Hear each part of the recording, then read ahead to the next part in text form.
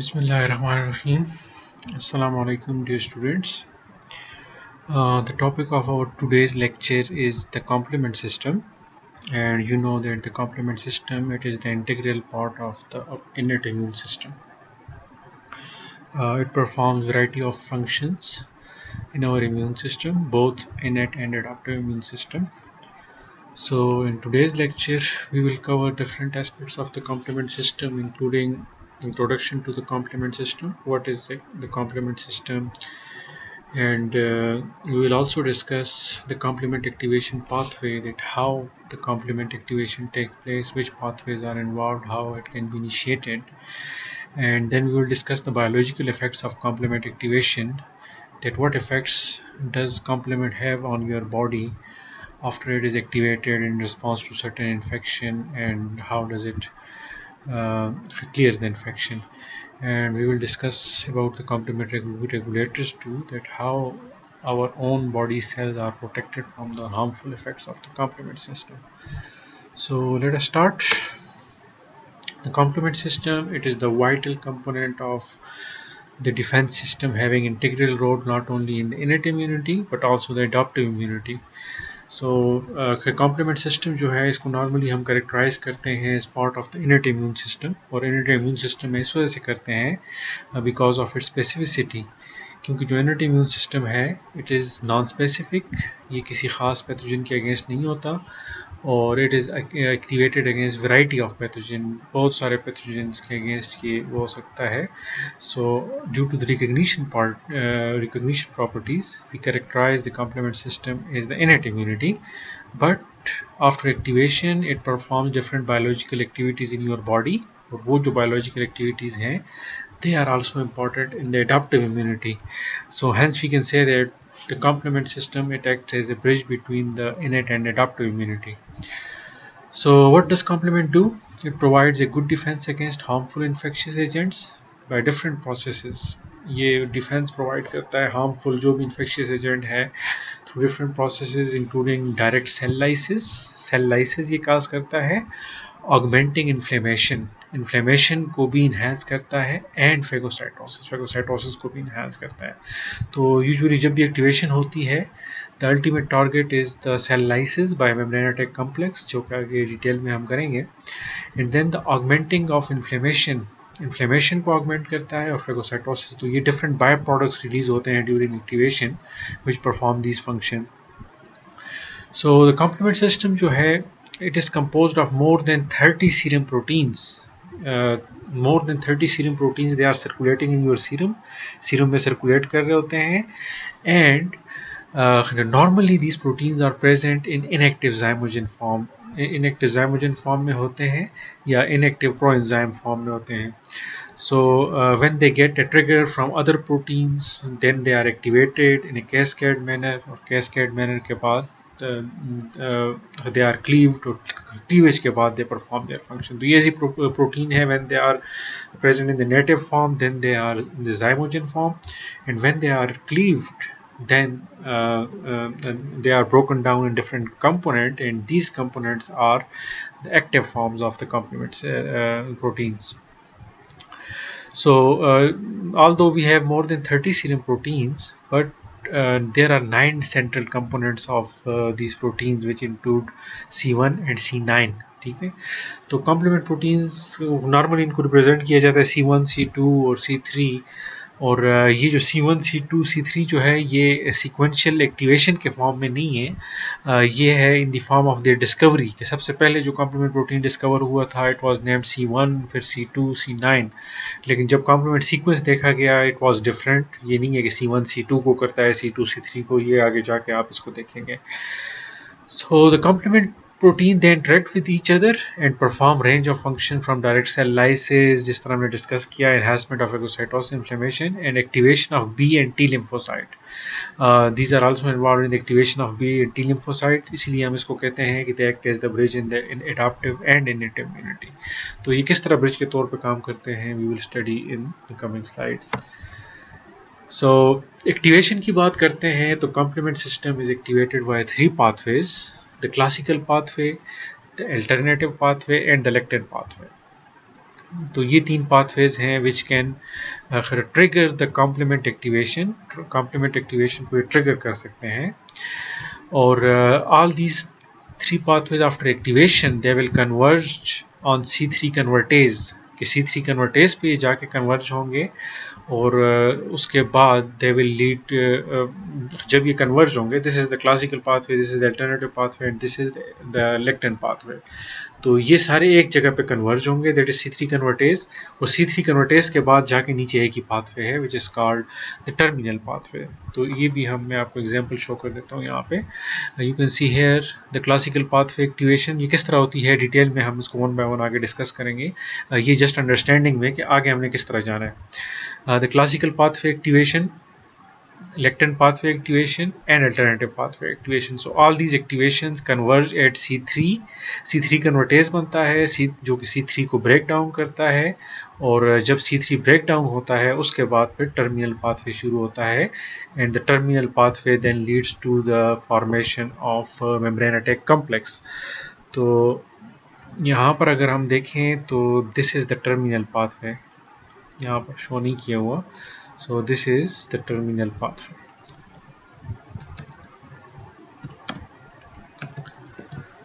So if you can see,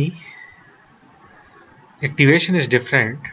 Activation different है, alternative, lectin and classical, all of them converge at C3, और C3 पे converge होने के बाद then they are then they will follow just one single pathway, that is called the terminal pathway. तो आगे चलते हैं, वन बाय वन डिस्कस करते हैं कॉम्प्लीमेंट। सॉरी, इसको पहले कर देते हैं, वन बाय वन डिस्कस करते हैं। The first one is the classical pathway. So the classical pathway जो है, it was the first pathway discovered, ठीक है, और it is often referred as the antibody dependent pathway. Antibody dependent pathway भी इसको कहा जाता है, और एंटीबॉडी डिपेंडेंट पाथवे इस वजह से कहा जाता है कि this pathway can only be activated in the presence of antibody. जब एंटीबॉडी नहीं होगी तो this pathway can not be activated, so it is also called antibody dependent pathway. The classical pathway trigger किस तरह होता है? The classical pathway is triggered by A molecule called C1। अब जो C1 मॉलिक्यूल है, it is a very complex molecule, it consist of different parts. The first part is called C1q, and which is the recognition molecule, and then it has two proteases, two C1R molecules and two C1S molecules. This diagram shows it. So you can see this is C1q, this is the recognition molecule. मतलब ये अब C1 molecule नहीं है। C1 molecule बनता किस तरह है? This is C1q, this is the recognition molecule, and if you see here, you have two C1R molecules here, and you have one C1S molecule at one end and then other C1S molecule at the other end. So in total we have two C1R and two C1S molecule, and these molecule assemble on the globular head of C1q and form C1 molecule. So you can see C1 molecule, C1q, and it has two C1R and two C1S molecules. तो ये इस तरह होता है। So C1q जो है, it is the recognition molecule, ये recognize करता है Fc portion of the antibody, and C1R and C1S are the serine proteases, और serine proteases का काम क्या होता है? They cleave their substrate। कौन से substrate है इसको हम आगे डिस्कस करते हैं। So ये एक और अच्छी फिगर है C1q molecule की। You can see this globular head C1q जो कि रेड और येलो उसकी वो है, और इसके अंदर you can see two C1R molecules and two C1S molecules। तो ये यहाँ पर this is the C1 molecule। सो C1 molecules activate classical pathway, classical pathway को एक्टिवेट करता है, और एक्टिवेशन ये किस तरह करता है? It recognizes C1q portion of the C1 molecule will recognize the Fc portion of the antibody। ये एंटीबॉडी के Fc portion को रिकॉग्नाइज करेगा।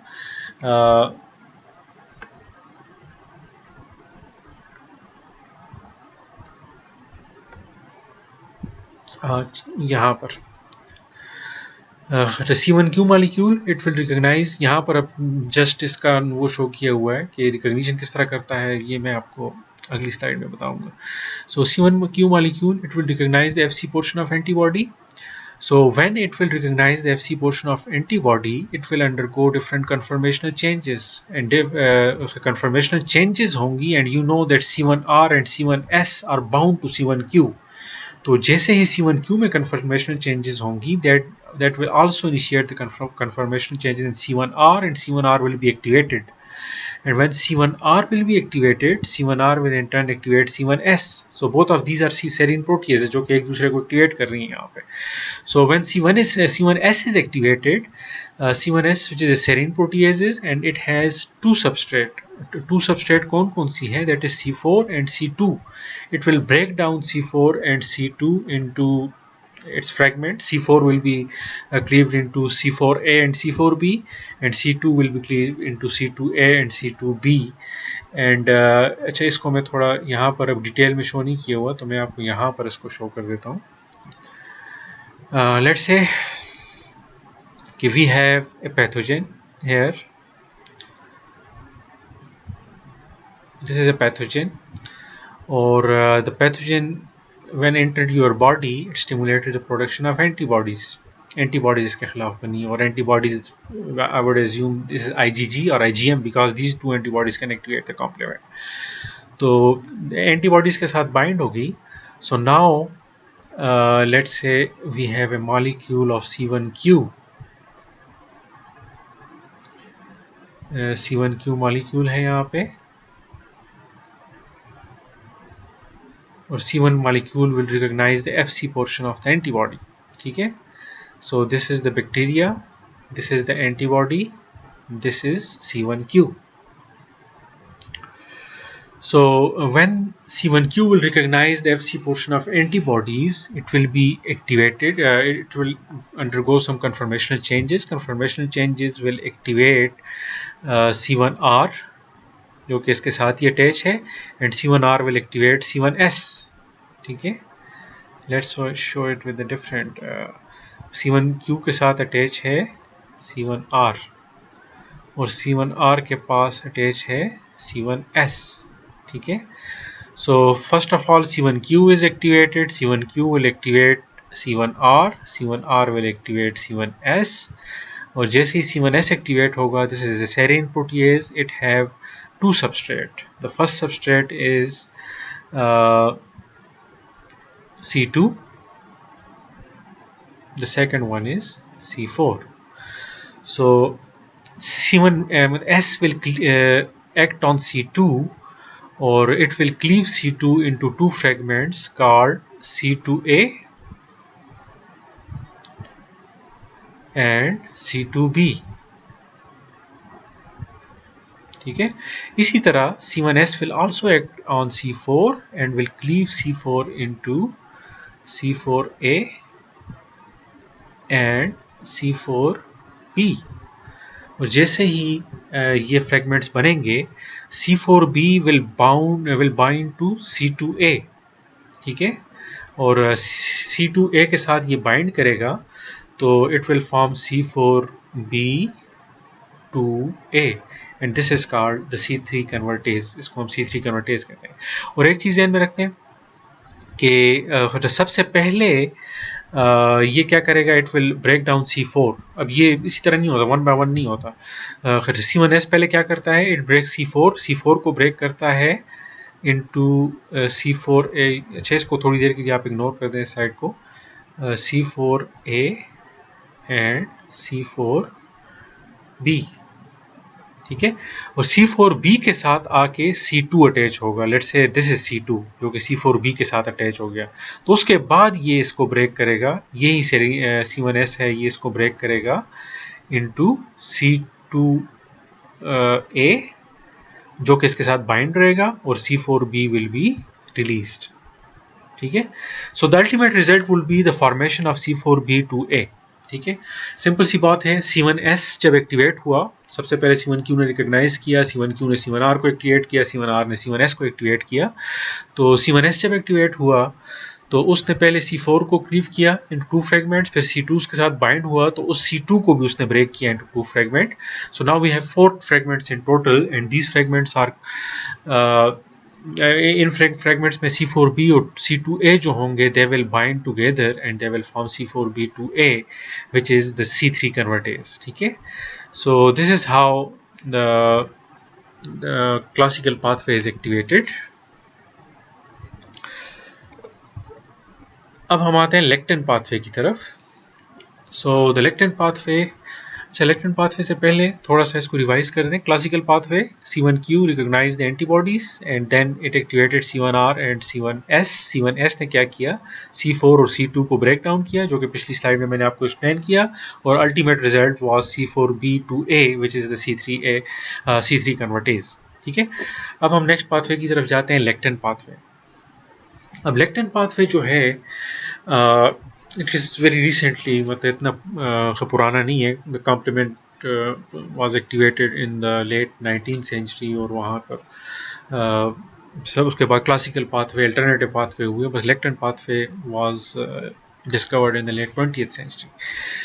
सो the lectin pathway it is slightly different from the classical pathway, और वो difference, जो main difference है वो ये है कि classical pathway can only be activated in the presence of antibody की प्रेजेंस में एक्टिवेट होगा, but the lectin pathway will not activate in the presence of antibody. For the activation of lectin pathway we don't need antibodies.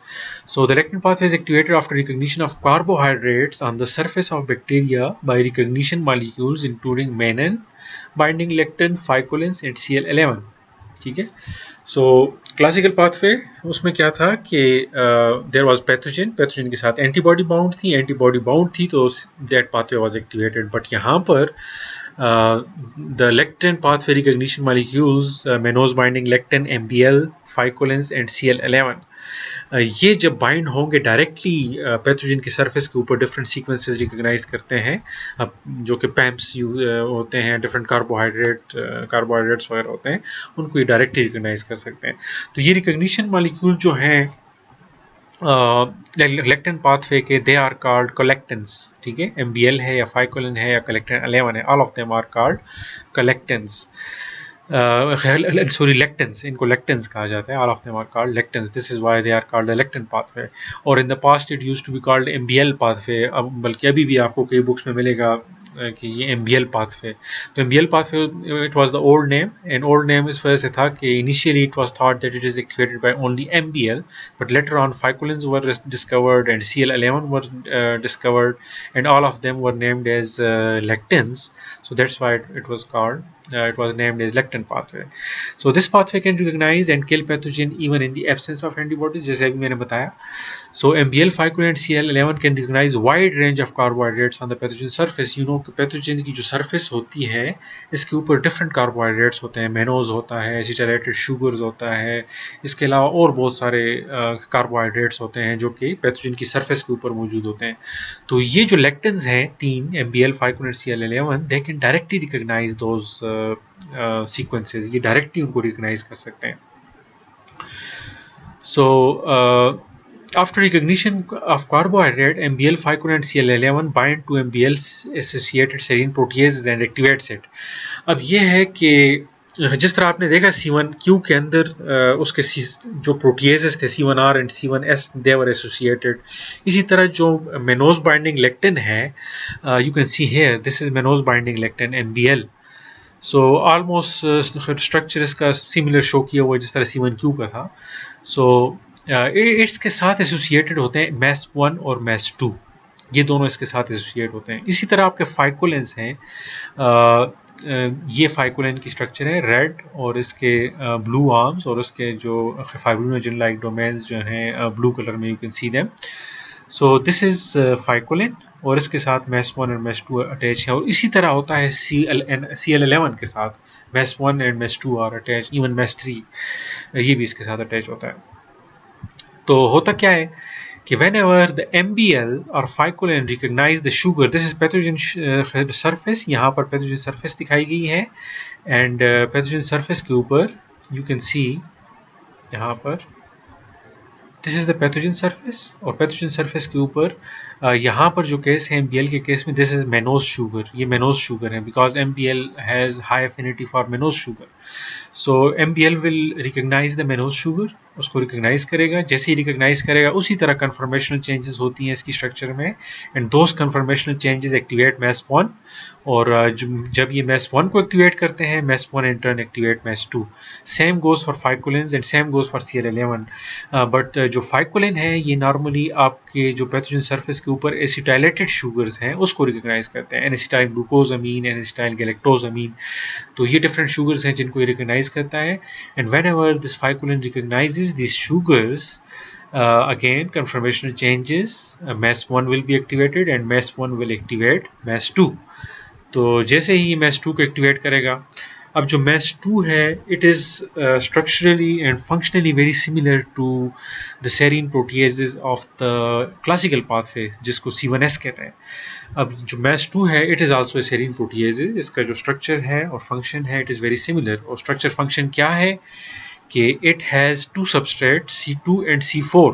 ठीक है, सबसे पहले C4 को break करेगा into C4A C4B, C4B के साथ C2 आके बाइंड करेगा तो फिर C2 को भी ब्रेक करेगा, और C2A will remain attached to C4B and C2B will be released. So as a result of this activation, we will have formation of C3 convertase। यहाँ पर आप जी यहाँ पर ये शो किया हुआ है।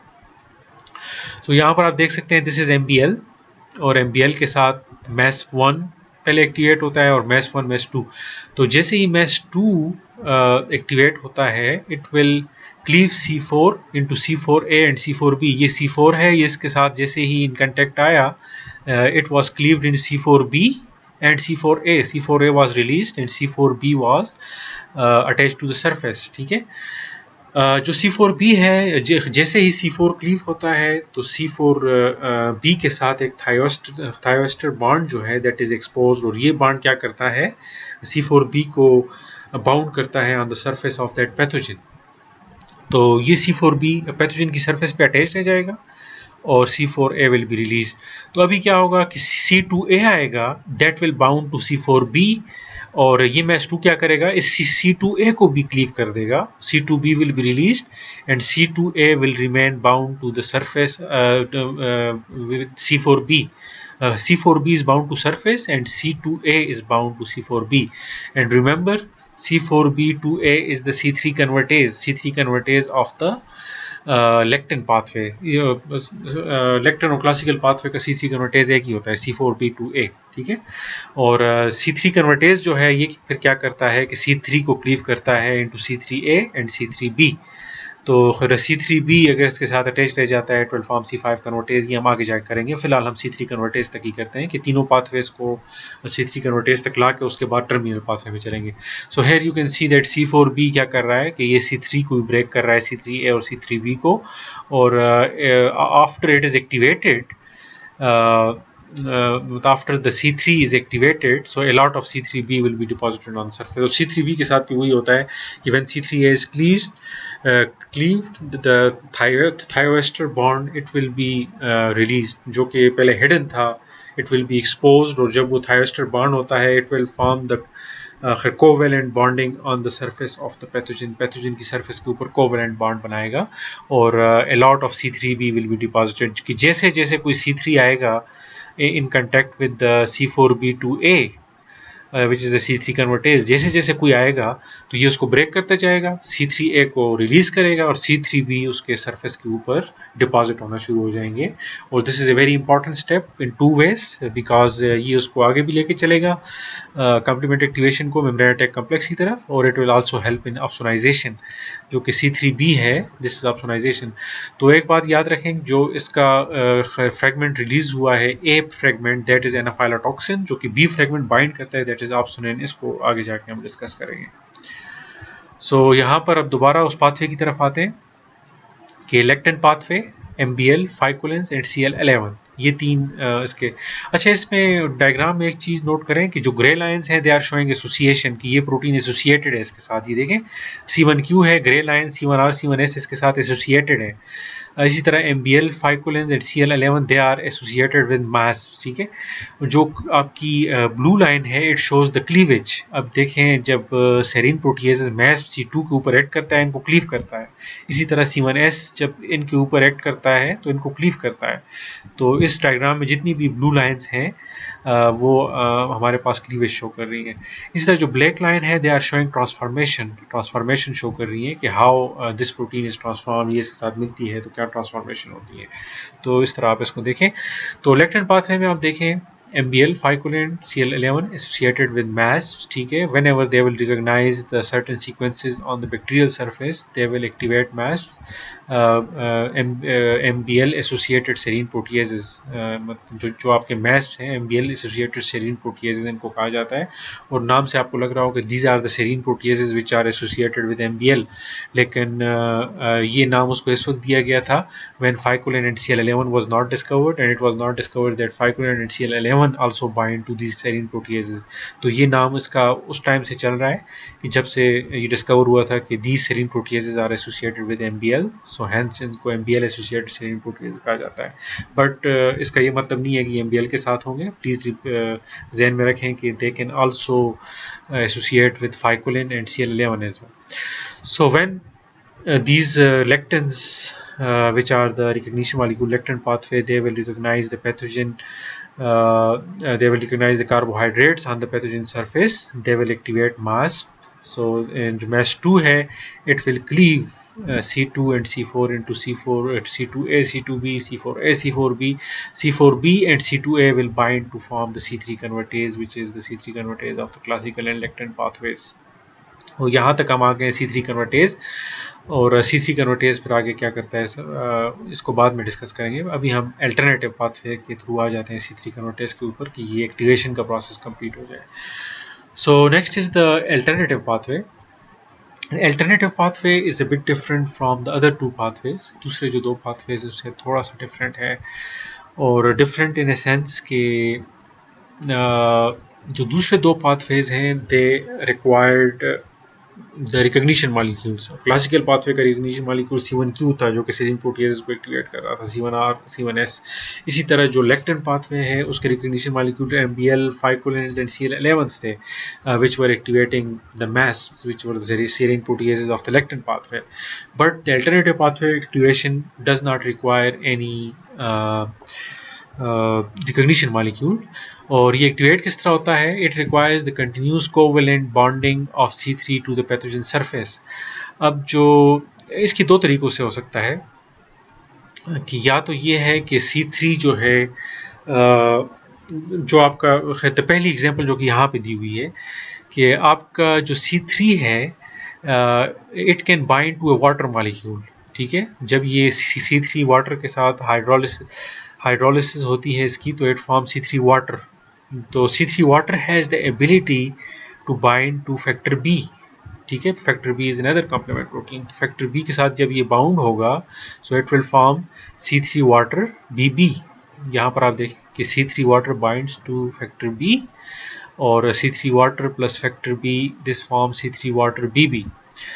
सो अब क्या होगा कि ये जो कॉम्प्लेक्स बन गया है factor D will come into action, this is factor D। और फैक्टर D क्या करता है? It will break this factor B into BA and BB, ठीक है। इसको मैं ब्रेक करेगा, लेकिन ब्रेक करने के बाद ये जो BB है it will remain bound to C3 water. अब यहाँ पर आप देखें C3 water factor B, factor D ने फैक्टर B को ब्रेक किया, BA इज रिलीज्ड।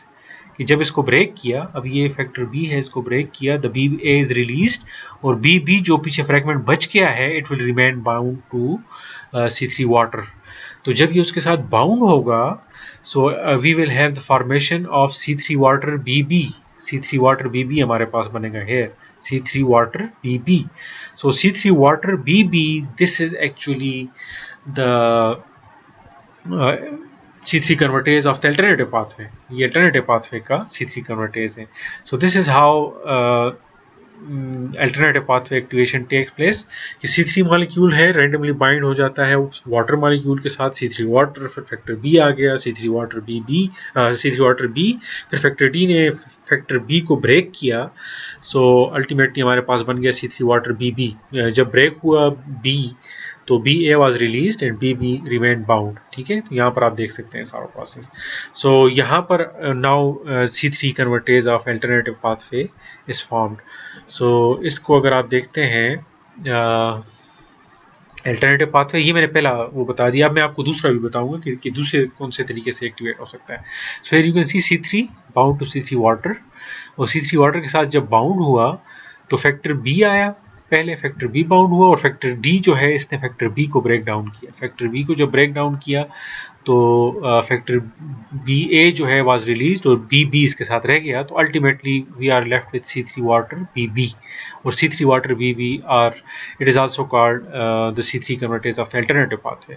जो दूसरा मेथड है अल्टरनेटिव पाथवे एक्टिवेशन का, वो ये है कि जब आपके पास C3 भी फ्रेगमेंट बनता है, और C3 फ्रेगमेंट किस तरह बनता है ये यहाँ पर हम डिस्कस करेंगे कि जब C3 convertase it acts on C3 तो ये C3 को ब्रेक करता है इनटू C3A और C3B, और C3A इज रिलीज, C3B जिस तरह मैंने बताया ये वापस आके सरफेस के ऊपर बाइंड करेगा, बैक्टीरियल सरफेस के ऊपर ये बाइंड करेगा। ये सारा प्रोसेस जो है it is actually happening on the bacterial surface, कि कुछ प्रोटीन्स एक्टिवेट होके दोबारा बाइंड कर रही हैं और कुछ प्रोटीन जो है दे आर बीइंग रिलीज्ड। ठीक है, तो C3B जब उसके साथ बाइंड करता है, अब ये वाला स्टेप जब होता है तो अक्सर क्या होता है कि फैक्टर बी और जो आता है वो उसके साथ C3B के साथ बाइंड करता है। इसको मैं अगर उसमें आपको शो कर दूँ, let's say this is a pathogen, ठीक है, और पैथोजन का सरफेस के ऊपर C3B डिपोजिशन होगी, जो कि आगे आप जाके करेंगे। दिस इज C3B, ठीक है, और जब ये C3B इसके साथ बाइंड करता है समटाइम्स फैक्टर बी आ जाता है, इसके साथ बाइंड कर जाता है फैक्टर बी। ठीक है, फैक्टर बी, तो जब फैक्टर बी आ गया, formation of C3B and factor B. अब ये दूसरा है, ये जो पहला वाला है उसमें C3 वाटर था, इसमें सिर्फ C3B है। तो जब ये फैक्टर बी इसके साथ बाइंड होगा तो देन आफ्टर सम टाइम हमारे पास आ जाएगा factor D. This is factor D, और फैक्टर डी क्या करेगा, ये आके फैक्टर बी को ब्रेक डाउन करेगा इनटू टू कंपोनेंट्स। ठीक है, तो ये वाला जो कंपोनेंट है this is B A, it will be released, ये रिलीज हो जाएगा, और पीछे हमारे पास बी बच जाएगा। ठीक है, B A is released, we are left with B, और बी किसके साथ बाउंड रह गया है, C3B के साथ। Now we have C3B and B, this is the C3 convertase of the alternative pathway. So यहाँ पर आप देखें, ठीक है, सो C3B के साथ इसी तरह फैक्टर बी। अब ये जो डायग्राम है इसमें बहुत सारे जो स्टेप्स हैं मिस हैं, इसलिए मैं आपको सेपरेटली शो कर रहा हूँ कि C3B है, इसके साथ क्या बाउंड हुआ, फैक्टर बी। फैक्टर डी ने फैक्टर बी को ब्रेक किया, ब्रेक करने के बाद we are left with C3B और बी के हमारे पास ये अच्छा, ये जो बाइंडिंग होगी इसमें हमारे पास एक और प्रोटीन आएगी प्रोपर्डन, जो कि प्रोपर्डन क्या करेगी कि ये जो हमारे पास C3B और फैक्टर बी बन रहा है उसको स्टेबलाइज करेगी। स्टेबलाइज किस तरह करेगी कि ये दोनों को सरफेस के ऊपर बाउंड रखेगी। ठीक है, we have C3B and we have क्या कहते हैं इसको, फैक्टर बी। ये जब दोनों बाइंड करेंगे तो फैक्टर पी या प्रोपर्डन ये इन दोनों को कैप्चर करके सरफेस के ऊपर बाउंड रहेगा। ठीक है, ये सरफेस के ऊपर बाउंड रखना जरूरी है क्योंकि ये सारी एक्टिवेशन पैथोजन सरफेस के ऊपर होनी है, तो सरफेस के ऊपर बाउंड होना इसका बहुत जरूरी है। सो नाउ यू हैव अब यहाँ पर हमारे पास C3 कन्वर्टेजेस सारे पाथवेज के आ गए। यू कैन सी ये जो है दीज आर द C3 कन्वर्टेजेस, और C4B2A जो बना है this is the convertase of the classical and lectin pathway. C3BB जो है और along with properdin this is ये हो गया, और दूसरा C3 water BB, these are the C3 convertase of the alternative pathway. तो क्लासिकल लेक्टिन पाथवे का C3 कन्वर्टेज और अल्टरनेटिव पाथवे का C3 convertase they are a bit different, लेकिन अगर डिफरेंट हैं तो स्ट्रक्चरली डिफरेंट हैं but functionally they are same. इनका काम एक ही होता है, दे आर C3 कन्वर्टेजेस, और इनका सबस्ट्रेट एक ही है, and that substrate is called C3।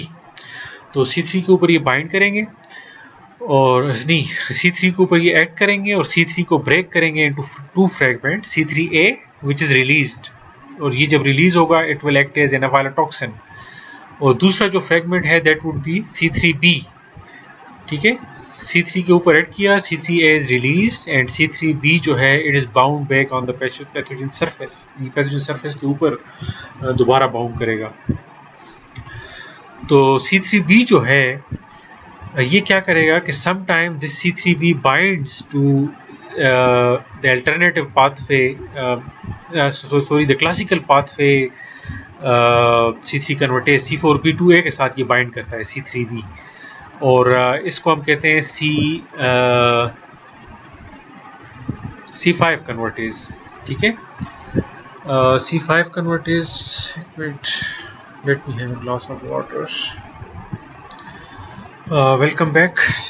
So we were discussing कि जो C3 कन्वर्टेज हैं दे एक्ट ऑन C3 और इसको क्लीव कर देंगे इनटू C3A एंड C3B। यहाँ पर आप देख सकते हैं कि all the convertases are acting on C3 और इसको ब्रेक डाउन कर रहे हैं C3A और C3B में।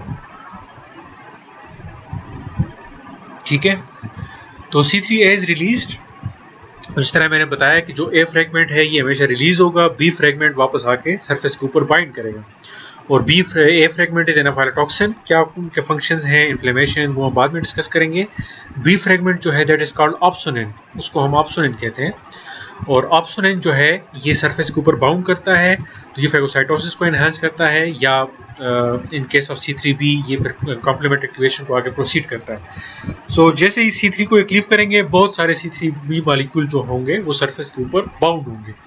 तो ये भी हो सकता है कि ये किसी सरफेस पे किसी और जगह पे बाउंड हो जाए, तो they are actually opsonizing the bacteria, bacteria को ऑप्सोनाइज कर रहे हैं, because these C3B have the receptors on the immune cells, और वो रिसेप्टर्स क्या करेंगे, इस C3B को जब रिकॉग्नाइज करेंगे so they will in turn be actually will be recognizing the bacteria, क्योंकि ये बैक्टीरिया के ऊपर बाउंड है। तो जैसे ही कोई मैक्रोफेज आएगा C3B को रिकॉग्नाइज करेगा तो actually it will recognise the bacteria and engulf it. ठीक है, तो एक तो ये काम करेगा, और दूसरा काम ये करेगा कि ये C3B अगर बाउंड हो जाता है, यहाँ पर आप देखें C3B आ गया, यहाँ पर C4B2A which is the C3 convertase of the classical and lectin pathway। तो ये जब आपस में बाइंड करेंगे there will be a formation of C4B2A 3B। देखें, पहले C4B2A था, नाउ C3B बाउंड हो गया, now it is called C4B2A 3B and this is called C5 convertase. और इसी तरह ये C3 अगर बाउंड करेगा with the C3 convertase of the alternative pathway, तो अल्टरनेटिव पाथवे के साथ बाइंड करने के बाद इट विल, अब वो क्या था अल्टरनेटिव पाथवे, C3B BB या फिर C3 वाटर BB, तो इनमें से जिसके साथ ही बाउंड करेगा it will form C3B BB 3B। You can see here कि एक ये C3B है और ये फैक्टर B का B फ्रेगमेंट है और ये C3 का B फ्रेगमेंट है, तो ये तीनों जब कंबाइंड होंगे they will form the C5 convertase of the alternative pathway. So this is the C5 convertase जो कि क्लासिकल लेक्टिन पाथवे से आ रहा है। और C5 कन्वर्टेज क्या होता है कि C3 कन्वर्टेज के साथ C3B बाउंड करेगा, जो भी C3 कन्वर्टेज है, क्लासिकल पाथवे का C3 कन्वर्टेज है यहाँ पर, तो इसको हम कहेंगे C5B convertase, C5 convertase of the classical and lectin pathway. तो यहाँ पर ये बाइंड करेगा अगर अल्टरनेटिव पाथवे के C3 कन्वर्टेज के साथ, so that will be called the C5 convertase of the alternative pathway. So जैसे ही हमारे पास C5 कन्वर्टेज बन गया, अब ये देखें C3 कन्वर्टेज के बाद जो पाथवे चल रहा है वो एक ही है, activation was different, classical pathway different, यहाँ पर आके C3 पे कन्वर्ज हुआ, लेक्टिन पाथवे डिफरेंट, यहाँ पर आकर C3 पे कन्वर्ज हुआ, alternative pathway is different, converge हुआ। इससे आगे जो पाथवे चल रहा है it is actually the terminal pathway, और टर्मिनल पाथवे में we have reached up till C5 convertase तक हम पहुँच गए। अब C5 कन्वर्टेज क्या करेगा, जिस तरह C3 कन्वर्टेज का सबस्ट्रेट C3 था और उसको क्लीव कर रहा था C3A और C3B में, तो C5 का जो कन्वर्टेज है दैट इज C5, और इट विल ब्रेक, इन दोनों में से जो भी है, जो भी कन्वर्टेज है it will act on C5 और C5 को क्लीव करेगा into C5A and C5B। Just like C3A, C5A will also be released and C5A is actually the chemoattractant एनाफाइलोटॉक्सिन। ठीक है, इनका ये रिलीज हो जाते हैं, पैथोजन के ऊपर ही नहीं रहते, जो भी ए फ्रेगमेंट हो it will be release in the environment. So we are left with C5b. अब C5b will be deposited on the surface और इसके साथ C6, 7, 8, 9 मालिक्यूल मिलके एक मल्टी मालिक्यूल कम्प्लेक्स बनाएंगे which is called membranotic complex. और membranotic complex it is a kind of pore on the bacterial surface. तो इसको हम ज़रा और डीपली इसको देखते हैं कि C5b के पास जो स्टेप होते हैं until the formation of membranotic complex. तो इसको ज़रा डीपली देखते हैं क्योंकि this is very important. This is a diagram. इसमें क्या है कि जितने भी C5 कन्वर्टेज हमारे पास बन गया, it will leave C5a, C5b, C5a is released whereas C5b will bind to C6, 7, 8, 9. अब ये किस तरह बाइंड होता है? This is C3b, BB, 3b. ठीक है, it is the C5 convertase coming from the alternative pathway. It is C4b, 2a and 3b. This is the C5 convertase coming from CPLP, classical pathway and lectin pathway. तो ये जब C5 के ऊपर इनमें से कोई भी pathway C5 convertase इनके ऊपर ऐड करेगा, it will cleave into C5a and C5b. इनमें cleave करेगा और C5a will be released. C5b जो है ये सबसे पहले C6 के साथ बाइंड करेगा. जैसे ही ये C6 के साथ बाइंड करेगा तो इट विल अट्रैक्ट C7 और जैसे ही C7 के साथ बाइंड करेगा hydrophobic region of C7 will be exposed और वो हाइड्रोफोबिक रीजन क्या करेगा? It will integrate this complex inside the membrane of the bacteria. ठीक है, बैक्टीरिया की जो आउटर मेम्ब्रेन है उसके ऊपर उसको इंटीग्रेट करेगा. तो जैसे ही C7 के साथ ये इंटीग्रेट होगा, C8 भी आके इनके साथ बाइंड कर जाएगा. दिस इज C8, तो ये भी बाइंड कर गया, एक मल्टी मॉलिक्यूलर कम्प्लेक्स बन गया. सो C8 will attract the multiple molecules of C9. C9 के बहुत सारे मॉलिक्यूल्स आके तो उसकी पोलीमराइजेशन होगी और पोलीमराइजेशन इस फॉर्म में होगी कि सरफेस के ऊपर एक होल बन जाएगा and that hole will be called membrane attack complex. इसको ज़रा और डिफरेंट तरीके से देखते हैं. यू कैन सी C5b क्या इट बाउंड टू C6 और जो C6 है इट बाउंड टू C7. ठीक है, तो C5b C6 से 7 complex will be bind two membrane via C7. C7 क्या करेगा कि इनको इंटीग्रेट करेगा.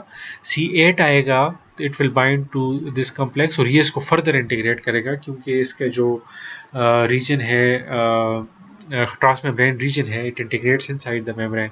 तो C8 जब मेम्ब्रेन को इंटीग्रेट करेगा it will attract multiple C9 molecules, 10 to 16 molecules जो होंगे C9 के. अब ये एक C9 मॉलिक्यूल 2, 3, 4 इनकी पोलीमराइजेशन इस तरह होगी, there will be formation of hole. तो अल्टीमेटली एक होल बन जाएगा which is called membrane attack complex. और ये होल क्या करेगा कि it will disturb the homeostasis को डिस्टर्ब करेगा. अब ये आप बैक्टीरियल सरफेस देख सकते हैं.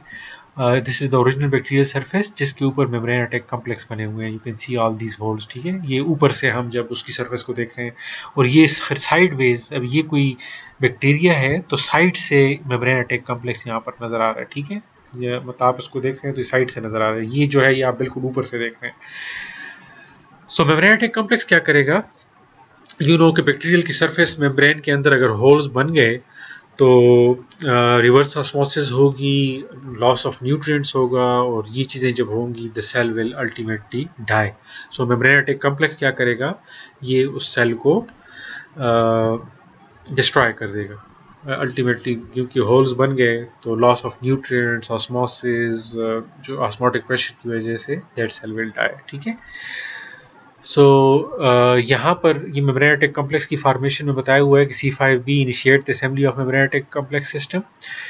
C6 जो है ये it will bind to C5b and forms receptors for C3, मतलब एक्सेप्टर फॉर C7. C6 के साथ C7 करेगा. C7 बाइंड विद C5b6 और मतलब amphiphilic complex inserts it into by layer. कि इसका जो एम्फीफिलिक कम्प्लेक्स है वो इसको लिपिड बाय लेयर में इंटीग्रेट कर देगा. इसी तरह C8 आएगा, C8 भी इसके साथ बाउंड करेगा, उसको फर्दर इंटीग्रेट करेगा इन द मेम्ब्रेन और फर्दर इंटीग्रेशन के बाद it will initiate the C9 polymerisation. तो ये हर एक प्रोटीन का फंक्शन बताया हुआ है in the formation of membrane attack complex. तो membrane attack complex after that the bacteria will be destroyed. तो यहाँ पर अब देखें वी हैव मेम्ब्रेनेटिक कॉम्प्लेक्स. तो बात कहाँ से शुरू हुई? क्लासिकल पाथवे से, लेक्टिन पाथवे से, अल्टरनेटिव पाथवे की एक्टिवेशन से और C3 कन्वर्टेज पर आके एक्टिवेशन ख़त्म हुई, टर्मिनल पाथवेज के बाद शुरू हुआ और यहाँ पर आप एक चीज़ देख लें कि हमारे पास जैसे ही टर्मिनल पाथवे कंप्लीट हुआ, मेम्ब्रेन अटैक कॉम्प्लेक्स बन गया, बट यहाँ पर C3A is release, C5A is release. अब ये बात यहाँ खत्म नहीं हुई कि बैक्टीरिया के ऊपर मेम्ब्रेन अटैक कॉम्प्लेक्स बन गया and that is destroyed. C3A और C5A फ्रेगमेंट जो रिलीज हो रहे हैं, दे आर एक्चुअली एनाफाइलोटॉक्सिन्स, ये आगे इन्फ्लेमेशन इन्हेंस कर रहे हैं। और C3B, C5B, ये इनका एक काम तो ये है कि दे आर एक्चुअली जो कॉम्प्लीमेंट कैस्केड है उसको फर्दर कैरी कर रहे हैं, but they are also depositing back on the bacterial surface के ऊपर वापस डिपॉजिट कर रहे हैं, and they are helping in opsonisation. तो इसको हम आगे करते हैं कि ये क्या फंक्शन परफॉर्म करते हैं। So we have discussed कि how the complement system activation takes place, कि किस तरह complement activation होती है, or after going through a cascade of reaction, how it forms the membrane attack complex on the surface of bacteria.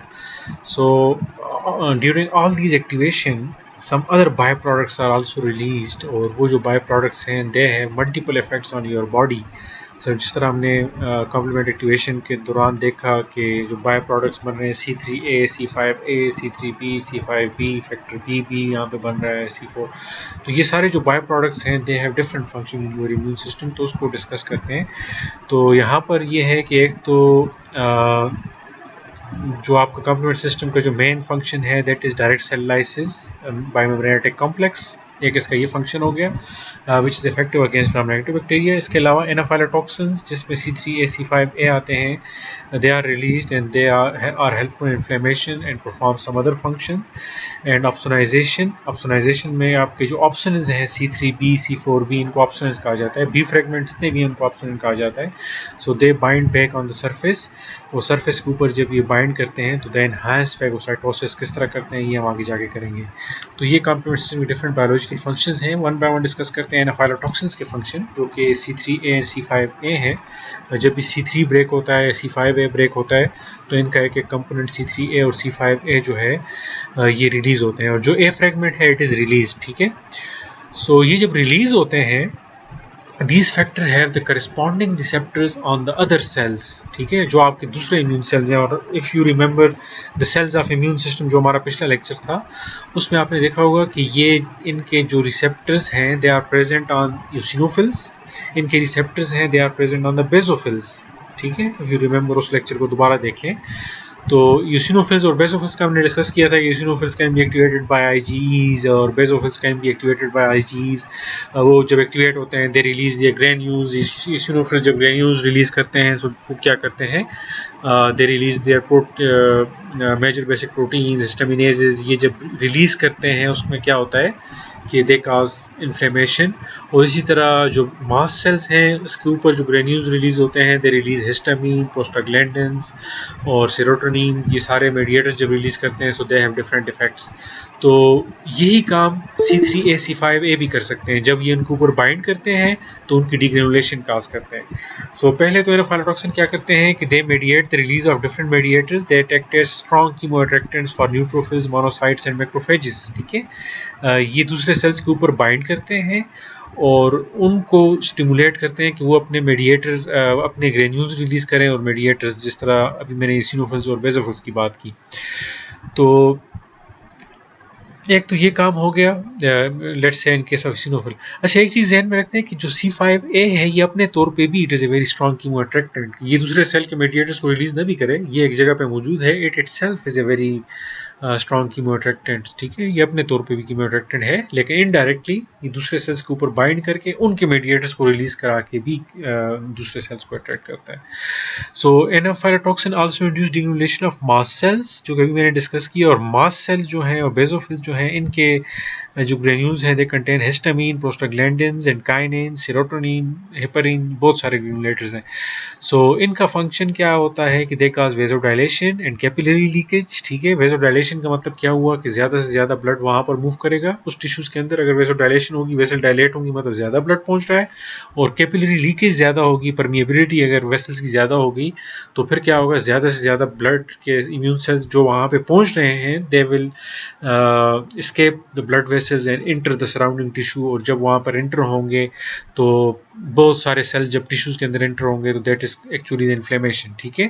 So increasing the influx of inflammatory mediators and leukocyte at the site of infection, उसमें क्या होगा कि ज़्यादा cells at the site of infection पहुंचेंगे which is inflammation, और ज़्यादा sales पहुंचेंगे तो फेगोसाइटोसिस को भी इंक्रीज करेंगे, क्योंकि ज़्यादा सेल्स होंगे वहाँ पे जाके बैक्टीरिया को, अब न्यूट्रोफिल गए, मैक्रोफेजेस गए, they will start engulfing, so phagocytosis भी ज़्यादा कर देंगे। Another function of aflatoxin, they maintain the balance between anti and pro-inflammatory immune responses by inducing or down-regulating inflammatory cytokines. तो ये जब C5, C3A, C5A जब दूसरे इम्यून सेल्स के ऊपर ऐड करते हैं तो ये उनको इंड्यूस करते हैं to produce different kinds of cytokines. तो वो साइटोकाइंस जो होंगे दे कैन बी inflammatory, तो they can sometimes induce the inflammatory cytokine production and sometimes they down regulate, ये उसको down regulate भी करते हैं depending on the status of immune system. So they act as a delicate balance in the inflammatory and pro-inflammatory, कि किस time inflammation को enhance करना है और किस टाइम उसको suppress करना है। तो ये इसमें भी एनाफायरोटॉक्सिन का रोल होता है कि जब इन्फ्लेमेशन की ज़रूरत होती है तो उसको एनहांस करते हैं, जब इन्फ्लेमेशन को सप्रेस करना होता है फिर उसके बाद ये उनको डाउन रेगुलेट करते हैं। So this is another function of anaphylatoxin. अब हम ऑप्सोनाइजेशन की तरफ आते हैं, और opsonization is perform by different opsonins जो कि आपके बैक्टीरियल सरफेस के ऊपर बाइंड करते हैं। और जिस तरह मैंने बताया कि when ever a protein, a complement protein is cleaved, let's say C3 है या C5 है, it is cleaved, so as a result C3A, C5A they will be released एनाफायरोटॉक्सिन, C3B and C5B will bind back on the surface, ठीक है। जब surface के ऊपर ये वापस आके बाइंड करेंगे then they will they will opsonize the bacteria। अब ऑप्सोनाइजेशन में क्या करते हैं, क्या क्या हो सकता है। The first one जो कि opsonins हैं C3B और C5B और C4B, these cleavage products of different components will facilitate phagocytosis by opsonizing their surface। अब उनकी सरफेस को ऑप्सोनाइज करते हैं। ऑप्सोनाइजेशन के बाद क्या होगा कि मैक्रोफेज एंड ल्यूकोसाइट्स, आपके जितने ही मैक्रोफेज हैं, न्यूट्रोफिल्स हैं, they have CR1 and CR3, complement receptor 1 and complement receptor 3। अब ये क्या करते हैं, they bind to the opsonin, ठीक है। अब यहाँ पर अगर मैं थोड़ा सा इसको ड्रा कर लूँ, we have this is the macrophage या दिस इज ए न्यूट्रोफिल, ठीक है। It has CR1, it has CR2, ठीक है, CR1 CR2। अब CR1 एंड CR3। अब CR1 जो है ये क्या करेगा कि it will bind to C3B, this is a bacteria, और बैक्टीरिया के ऊपर फेगोसाइटोसिस नहीं कॉम्प्लीमेंट एक्टिवेशन हुई है, तो कॉम्प्लीमेंट एक्टिवेशन में इसके ऊपर C3B डिपॉजिट हो गया, C5B डिपॉजिट हो गया, ठीक है। सो दिस CR1 और CR3 क्या करेंगे, they will recognize C3B and C5B on the bacterial surface. तो जब ये इनको रिकॉग्नाइज करेंगे तो उसका रिजल्ट क्या होगा कि असल में ये तो C3B और C5B को रिकॉग्नाइज करेंगे, but they are actually recognizing indirectly, ये फिर बैक्टीरिया को रिकॉग्नाइज कर रहे हैं। तो जब रिकॉग्नाइज करेंगे तो उसके बाद ये इस बैक्टीरिया को इनगल्फ करेंगे। और यहाँ पर जल्दी में मैंने जो मैक्रोफेज है इसका सेल छोटा ड्रा कर दिया और बैक्टीरिया का लार्ज कर दिया। तो bacteria is normally small, very small, यहाँ पर ये इसका साइज है, रिलेटिव साइज अगर देखें तो इस तरह होता है। तो जैसे ही रिसेप्टर के थ्रू C3B को रिकॉग्नाइज करेंगे, they will engulf that bacteria, उस बैक्टीरिया को इनगल्फ कर देंगे, और they will actually enhance the phagocytosis, ठीक है। तो ये इसका एक फंक्शन हो गया। Opsonization also helps in clearing immune complexes, तो आपके इम्यून कम्प्लेक्सेस को भी ये क्लियर करते हैं आपकी बॉडी से। उसमें क्या होता है कि C3B and C4B attach to the immune complexes. अब इम्यून कम्प्लेक्सेस जो है इसमें क्या होता है कि एंटीजन एंटीबॉडी के साथ बाइंड है, और इम्यून कम्प्लेक्सेस जब भी बनते हैं इनको आपकी बॉडी से क्लियर करना ज़रूरी है। और ये अगर बॉडी से क्लियर ना हो, they are accommodated at different sides of the body, और जब ये एकोमोडेट होते हैं दे विल कि इम्यून कम्प्लेक्सेस क्या करते हैं, they activate the classical pathway, classical pathway को रिकॉल करें, वो कब एक्टिवेट होता है कि जब एंटीजन के ऊपर एंटीबॉडी बाउंड और इम्यून कम्प्लेक्स है, तो वो एफसी पोर्शन को रिकॉग्नाइज करेंगे और क्लासिकल पाथवे एक्टिवेशन होगा। एक्टिवेशन फिर ज़्यादा अगर ये आपकी बॉडी में मुस्तकिल रहेंगी तो classical pathway activation will continuously take place and it will start neutrophil, दूसरे सेल्स आना शुरू हो जाएंगे इन्फ्लेमेशन के थ्रू, और वो आपकी बॉडी को डिस्ट्रॉय करना शुरू कर देंगे। मतलब वो अपने जब कंपोनेंट बहुत ज़्यादा रिलीज करेंगे, they will cause the damage. Eosinophil अगर करेंगे तो it will cause type 1 reactions, और न्यूट्रोफिल जब रिलीज करेंगे तो वो भी डिफरेंट रिएक्शंस कॉज करेंगे। तो इनका क्लियर होना आपकी बॉडी से ज़रूरी है। तो जो कॉम्प्लीमेंट सिस्टम के बाय प्रोडक्ट्स हैं, ये क्या करते हैं, C3b और C4b, they attach to the immune complexes, immune complexes के ऊपर अटैच हो जाते हैं। और एज वी नो के इनके जो लाइगेंड्स होते हैं, दे आर कॉम्प्लीमेंट रिसेप्टर 1, और CR1 जो एरिथ्रोसाइट्स के ऊपर है, वो क्या करेगा कि C3b और C4b जो कि इम्यून कम्प्लेक्सेस के ऊपर बाइंड हैं, immune complexes, this is bacteria, और बैक्टीरिया के ऊपर एंटीबॉडी बाउंड है, ठीक है, दिस इज इम्यून कम्प्लेक्स, ये आपकी बॉडी में रहे तो it can be damaging for your body. तो C3b जो है ये क्या करेगा, लेट्स से C3b है या C5b है, ये क्या करेंगे, ये इम्यून कॉम्प्लेक्सेस के ऊपर डिपॉजिट होना शुरू हो जाएंगे। सो इसके अलावा यू हैव एरिथ्रोसाइट, और एरिथ्रोसाइट के ऊपर यू हैव CR1। अब CR1 क्या करेगा कि CR1 will bind to the immune option in C3b और C5b, ठीक है। तो जब ये ऑप्शंस के साथ बाइंड करेगा तो इसका रिजल्ट क्या होगा कि जब ये बाइंड हो गया तो ये इसको कैरी करेगा to spleen and liver, spleen और लिवर में इसको लेके जाएगा और वहाँ से आपकी बॉडी से इसको एलिमिनेट करेगा, ठीक है। So this is how the opsonization helps in the clearance of the immune complexes. Next और फंक्शन की तरफ जाते हैं। Degradation product of C3b, IC3b, C3c and C3dG, ये जो है they have their ligands on the B cells, B cell के ऊपर इनके लाइगेंड्स होते हैं। अब जो C3b है, you know this is cleavage product of क्या कहते हैं इसको, C3 जब क्लीव होता है C3A C3b बनाता है, तो C3b डिग्रेड हो सकते हैं under the action of different regulators, और उसको हम C3 फिर B है IC3b बन सकता है, C3F बन सकता है, इसके डिफरेंट फ्रेगमेंट्स हमारे पास क्लीव हो सकते हैं। तो ये degradation product they are inactive, complement cascade को आगे नहीं लेके जाते, but they are very useful in performing some other functions. थोड़ा सा आप लोगों को समझाने के लिए अगर शो करूं, दिस इज बैक्टीरिया और इसके ऊपर C3b अगर बाउंड हो गया, ठीक है। अब जो C3b है, डिफरेंट फैक्टर रेगुलेटर्स, ये हम रेगुलेटर की तरफ आएंगे तो उसमें आपको समझ आ जाएगी कि ये किस तरह अपना फंक्शन परफॉर्म करते हैं। तो when they will bind to different regulators, तो वहाँ पर ये क्या करेंगे कि दे विल जो रेगुलेटर्स होंगे क्या करेंगे, इनको ब्रेक डाउन करेंगे फर्दर प्रोडक्ट्स में।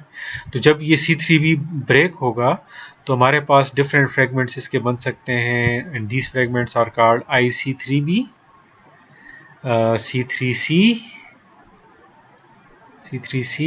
C3d, C3dg, ये डिफरेंट फ्रेगमेंट्स हमारे पास बन सकते हैं। तो ये जो फ्रेगमेंट्स हैं, ये क्या कर सकते हैं कि they have their receptors on B cells, B cells के ऊपर इनके रिसेप्टर्स हैं। Let's say this is a B cell, यहाँ पर सेटिंग अराउंड हेयर, और बी सेल्स के ऊपर you know there are B cell receptors, तो इनके ऊपर दे हैव CR1 एंड CR3, ठीक है। और CR1 और CR3 जो है, they bind to the degradation products of the C3b, इनके साथ जब बाइंड करते हैं, तो जब भी ये प्रोडक्ट्स बाइंड करेंगे बी सेल्स के साथ, तो they will help in the activation of B cells, और बी सेल्स को एक्टिवेट करेंगे, प्रोडक्शन ऑफ एंटीबॉडीज में हेल्प करेंगे। सो कॉम्प्लीमेंट सिस्टम, जिस तरह मैंने बताया था कि it acts as the bridge between innate and adaptive immune system, तो this is one of the bridge कि कॉम्प्लीमेंट सिस्टम एक्टिवेट हो रहा है नॉन स्पेसिफिकली एक्टिवेट हो रहा है, और आगे जाकर ये फिर it is activating the B cells, B cell को activate करेगा, that is the adaptive immune system. A complement system also resolve inflammation by providing safe clearance of apoptotic cells. अब जिस तरह immune complexes का मैंने बताया कि आपकी बॉडी से क्लियर होना ज़रूरी है, इसी तरह apoptotic सेल जो आपकी बॉडी के हैं they should be also cleared from your body.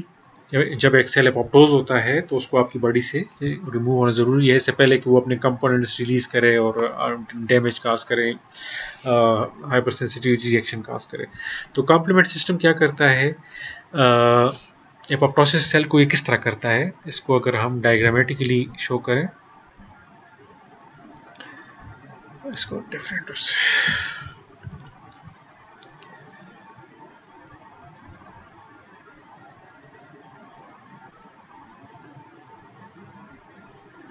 Let's say this is the normal cell. ठीक है, this is the normal cell of your body. तो इसके अंदर डिफरेंट प्रोटीन्स हैं विच आर हिडन हियर, और ये प्रोटीन जो है ये एक्सपोज नहीं हुई है अभी. ठीक है, ये भी एक्सपोज नहीं है, दे आर इनसाइड, मेम्ब्रेन की इनसाइड पे आपके इम्यून सिस्टम उनको रिकॉग्नाइज नहीं कर रहा. तो जब इसकी एपोप्टोसिस होती है the cell integrity is lost. ये जो सेल है ये अपनी इंटीग्रिटी लूज कर देता है मेम्ब्रेन, मतलब जब एपोप्टोसिस हो जाती है तो डैमेज हो जाता है सेल, इट इज किल्ड. तो when this cell is killed, तो ये जो प्रोटीन्स पहले हिडन थी, now this proteins are exposed on the surface. ठीक है, ये सरफेस के ऊपर बाइंड हो गए. तो ये प्रोटीन जब सरफेस के ऊपर एक्सपोज हो गए, बाइंड नहीं हुए, एक्सपोज हो गए, so now these proteins can be recognized by your recognition molecules of the classical and lectin pathway, C1q, MBL, L-phycolin and H-phycolin. They can recognize the these proteins. Let's say इसको मैं थोड़ा show करता हूँ. This is C1q. ठीक है, C1q क्या करेगा, इन proteins को रिकॉग्नाइज करेगा. इसी तरह we have MBL, you know the structure it is almost similar. तो MBL क्या करेगा, वो भी इनको रिकॉग्नाइज करेगा. तो ये प्रोटीन जब एक्सपोज हुई तो they have the ability to bind to C1q, MBL and ficolin. अब ये जब बाइंड होंगे तो नॉर्मली ये होता है कि जो कॉम्प्लीमेंट सिस्टम है ये आपके सेल्स को डैमेज नहीं करता, क्योंकि आपके सेल के ऊपर रेगुलेटर्स होते हैं. Regulators, this is the next topic. तो ये रेगुलेटर्स के ऊपर, रेगुलेटर्स इसके ऊपर जो होते हैं ये कॉम्प्लीमेंट सिस्टम को आपकी बॉडी सेल से दूर रखते हैं. तो यूजुअली इस तरह होता है कि रेगुलेटर्स को करते हैं, लेकिन जब सेल एपोप्टोज होता है वो रेगुलेटर लूज हो जाते हैं. वो लूज हो गए, ऊपर से ये प्रोटीन्स भी एक्सपोज हो गई. So now C1q, MBL, L-phycolin इसके करीब आएंगे. पहले ये नहीं आते थे. ठीक है, वो हम अगले उसमें हम देखेंगे कि ये क्यों रेगुलेटर्स किस तरह बजाते हैं आपके सेल्स को. तो regulators are lost. Now C1q will come in contact, MBL will come in contact and it will recognize these exposed proteins. So the complement activation will take place. complement activation जब होगी, C3b, C5b वो आके surface के ऊपर bind होना शुरू हो जाएंगे. ठीक है, C3b और C5b आके सरफेस के ऊपर बाइंड होना शुरू हो गए. अब अगर C3b और C5b अगर बाउंड हो गए तो ऑप्सोनाइजेशन में हमने पिछला पॉइंट क्या किया था कि they have C3b and C5b have the receptors on macrophages and neutrophils, और those receptors CR1 and CR3 they will recognize this C3b and C5b on the surface. तो लेट्स से एक मैक्रोफेज हमारे पास आ जाता है इसके आसपास. तो ये मैक्रोफेज क्या करेगा, दिस इज ए मैक्रोफेज, ये आपका एपोप्टोसिस चलता है. So this is a macrophage. अब मैक्रोफेज के ऊपर वी हैव CR1, और CR1 क्या करेगा, it will recognize this C3b which is expose. तो ये जब इसके साथ बाइंड करेगा तो it will start to engulf, ये इसको इनगल्फ कर लेगा. तो ये जो एपोप्टोसिस, अगेन मैंने एपोप्टोटिक सेल बहुत लार्ज बना दिया है, मैक्रोफेज उसी के साइज का, ये मैक्रोफेज से बहुत छोटा होता है. तो ये जब होगा इसको इनगल्फ कर देगा, इनगल्फ करके फिर इसको आपकी बॉडी से रेटिकुलर एंडोथेलियल सिस्टम की वजह से आपकी बॉडी से रिमूव कर देगा. So this is how the complement system helps in the clearance of apoptotic cells from your body. So this was about biological effects. अब हम अगले टॉपिक की तरफ आते हैं, that is regulation of the complement activation. Welcome back. Biological effects हमने discuss किए। Now the next topic is regulation of complement activation. तो कॉम्प्लीमेंट एक्टिवेशन की रेगुलेशन किस तरह होती है और उसकी ज़रूरत क्यों आती है कि कॉम्प्लीमेंट एक्टिवेशन जब भी होती है तो it is targeted against the foreign pathogen. ठीक है, तो फॉरेन पैथोजन जो है असल टारगेट फॉरेन पैथोजन होता है, लेकिन सम टाइम कंटिन्यूस एक्सपोजर जब फॉरेन पैथोजन के अगेंस्ट हो तो उसका harmful effect it can also take place on the host cell. Harmful effect host cell के ऊपर भी हो सकता है। सो इस प्रॉब्लम को कोप करने के लिए host cells are protected from bystander lysis of number of regulators by number of regulators। कि bystander lysis का मतलब ये है कि your target is infectious agent, लेकिन गलती से अगर फायर करता हूँ एक बंदे के लिए तो वो फायर मिस होकर दूसरे बंदे को जो इनोसेंट लग जाता है, तो बायस्टैंडर लाइसिस को कहते हैं। तो बायस्टैंडर लाइसिस से बचने के लिए we have variety of regulators. अब ये रेगुलेटर्स क्या करते हैं कि उनका टारगेट ये कॉम्प्लीमेंट सिस्टम आपकी बॉडी सेल से दूर रहे। ठीक है, कि नॉर्मली क्या होता है कि कॉम्प्लीमेंट सिस्टम मतलब इन्फेक्शन उसके खिलाफ एक्टिवेट होता है, लेकिन इसका कोई कंपोनेंट वो आके आपके सेल को डिस्ट्रॉय न करे, तो आपके सेल से इनको दूर रखता है। तो रेगुलेटर्स का ये काम होता है कि to protect the host cells from the harmful effects of the complement activation. तो जब रेगुलेटर्स अपना काम कर रहे हो तो उसका रिजल्ट क्या होगा कि क्लियरेंस ऑफ फॉरेन सेल्स, कि complement attack will be directed against foreign cell, तो foreign cell will be cleared, मतलब foreign pathogens। ठीक है, और self cell will be protected। तो ये आपके इम्यून सिस्टम का थीम है जो आप चाहते हैं कि सेल्फ को प्रोटेक्ट करना, फॉरेन को टारगेट करना। तो ये काम कॉम्प्लीमेंट रेगुलेशन में होता है with the help of complement regulators. ठीक है, तो complement regulators are of two types, fluid phase regulators and surface bound regulators. Fluid phase regulators वो होते हैं जो कि सीरम में सर्कुलेट कर रहे होते हैं। सरफेस बाउंड रेगुलेटर्स वो होते हैं जो कि आपके सेल्स के ऊपर बाउंड होते हैं। ठीक है, सेल के ऊपर बाउंड होते हैं और कॉम्प्लीमेंट को दूर रखते हैं। फ्लूइड फेज सर्कुलेट कर रहे होते हैं और कॉम्प्लीमेंट को कंट्रोल करते हैं। तो वन बाय वन इनको डिस्कस करेंगे। जो पहला हम डिस्कस करेंगे that is fluid phase regulator. इसकी कुछ एग्जांपल्स करेंगे। The first and very well known example is factor H. अब फैक्टर एच जो है it is the regulator of the alternative pathway. ये क्या करता है कि dissociates the C3 convertases of the alternative pathway. You know the C3 convertases of alternative pathway क्या है? C3 water. और C3 वाटर जो है इसका यहाँ पर अगर वो करें C3 convertase of alternative pathway कौन से हैं? C3 वाटर, ठीक है, BB, ये दोनों जब मिलते हैं तो ये बनाते हैं। तो ये क्या करता है कि dissociate C3 convertase of the, दूसरा भी है C3BBB। ये आप अगर उसको रिकॉल करें कॉम्प्लीमेंट एक्टिवेशन को, तो ये मतलब इनको डिसोसिएट करता है। और डिसोसिएट दो तरीकों से करता है। जो इसका पहला तरीका क्या है कि it competitively remove C3B from C3BBB by binding to C3B। अब ये क्या करता है कि जो पहला तरीका है कम्पिटिटिवली रिमूव करता है कि ये C3B के साथ बाइंड करता है। C3B के साथ बाइंड हो गया फैक्टर H। ठीक है, फैक्टर H ये बाइंड हो गए, मतलब उसको रिमूव किया, उसके साथ बाइंड हो गया। Now BB can not bind.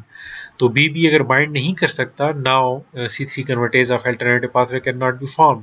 Same goes with this one. यहाँ पर भी ये आके फैक्टर H के साथ बाइंड हो गया C3 वाटर, तो BB अब इसके साथ अटैच नहीं हो सकता। Now C3 convertases can not be formed. C3 convertases अगर नहीं बनते तो एज ए रिजल्ट क्या होगा?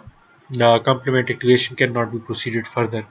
तो ये फैक्टर एच का एक वो हो गया कि ये किस तरह वो करता है। एक और तरीका भी होता है कि जिसके थ्रू ये C3 कन्वर्टेज को डिसोसिएट करता है, कि ये क्या करता है कि it serves as the cofactor of factor I mediated C3B degradation। कि ये फैक्टर I जो है ये नॉर्मली क्या करता है? C3B को डिग्रेड करता है। जो आपका C3B कंपोनेंट है फैक्टर I, जिस तरह मैंने शायद पीछे भी थोड़ा डिस्कस किया कि फैक्टर I C3B को डिग्रेड करता है into smaller components IC3B, C3C, C3D, C3DG। तो ये फैक्टर I ये काम करता है। तो फैक्टर I अकेले नहीं कर सकता, फैक्टर H के साथ मिल के ये काम करता है। फैक्टर H अगर एज ए को फैक्टर काम करेगा तो ये इस तरह होगा। Let's say this is C3B।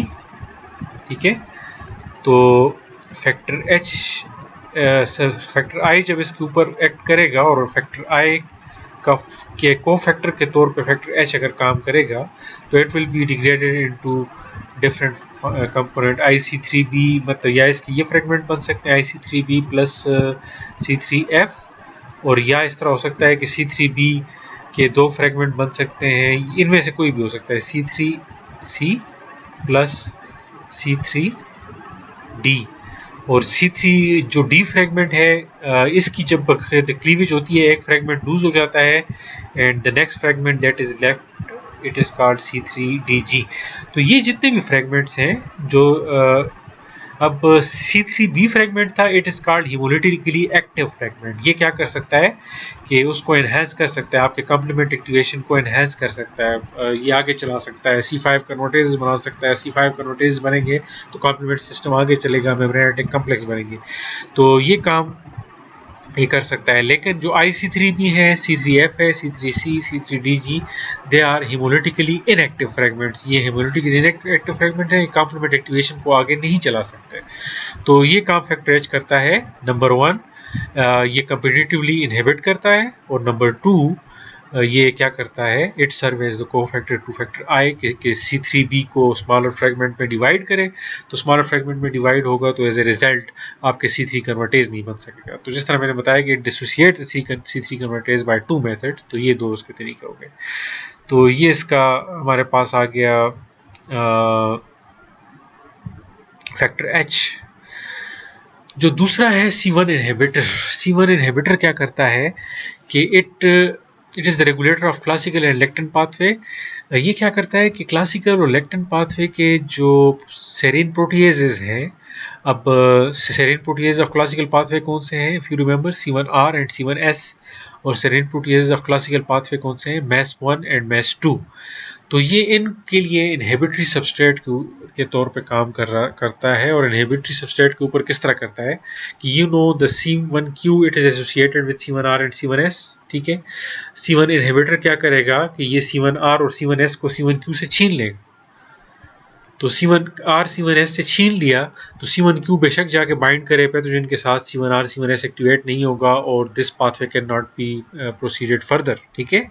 यही काम ये MBL के साथ करता है कि MBL के साथ MES1 MES2 बाइंड है, तो MBL बाइंड होता है पैथोजन के साथ और फिर जाके MES1 MES2 एक्टिवेट होते हैं, और उसके बाद जाके कैस्केड चलता है, MES2 C2 को ब्रेक करता है C4, और कैस्केड आगे चलता है और मेम्ब्रेनेटिक कॉम्प्लेक्स तक पहुंचता है।